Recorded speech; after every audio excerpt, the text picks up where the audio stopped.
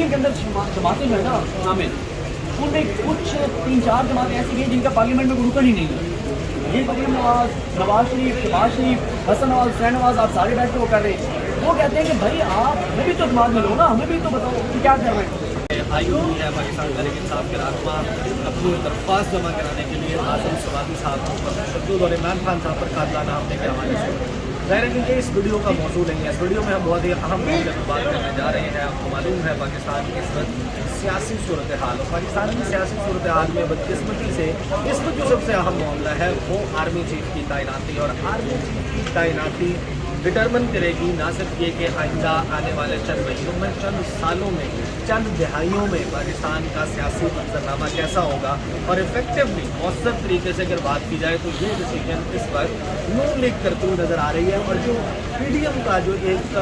तकरीबन 1 दर्जन जमातों का इत्तेहाद है, उसमें किसको बुकत मिल रही है, किसको नहीं, अंदरूने खाना क्या ये तमाम पार्टियां मुतमईन हैं कि नून लीग खुद इस सारे फैसले को करें, और क्या इस सारे मामले पर चल रहा है। इसलिए जान साहब लंदन में इतलात आपके सामने है, शहबाज शरीफ का जाना,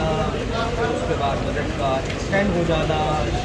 ख्वाजा आसिफ का ये कहना कि यहाँ पर आसानी लगाया जा रहा है। अभी जो पहली वीडियो थी, क्योंकि ऐसा थोड़ा पोलिटिकली चीज़ें बहुत ज़्यादा तेज़ी से बदल रही हैं। अभी जो हमने बात की कि एमकेएम जो है उसके अंदर इख्तलाफात हमने पहले बताया क्या उसके अंदर इख्तलाफात हैं चीज़ें, लेकिन पीडीएम के अंदर जमातें जो है ना शामिल,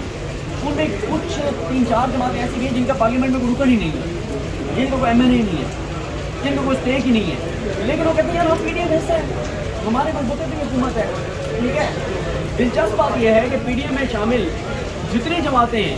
वो सारी की सारी ये समझती हैं कि हुकूमत मेरी वजह से कायम है, जिनका एक एमएनए भी नहीं है। उसमें अब ये डेवलपमेंट है, उसमें अब ये इंपॉर्टेंट बात है कि जो सारी जमातें हैं ना पीडीएम में शामिल, वो ये कह रही हैं कि भाई हमें एतमाद में, लोग अंदर में क्या बातचीत चल रही है, आपने किसको आर्मी चीफ लगाना है, किस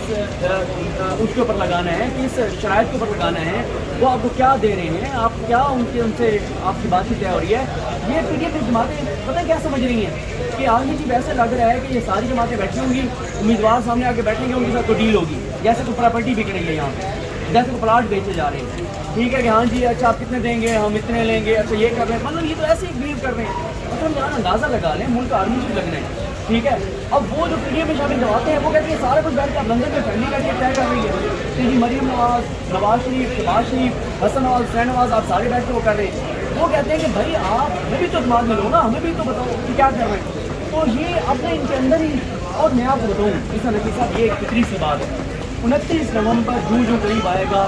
इनके इख्तलाफात बढ़ेंगे,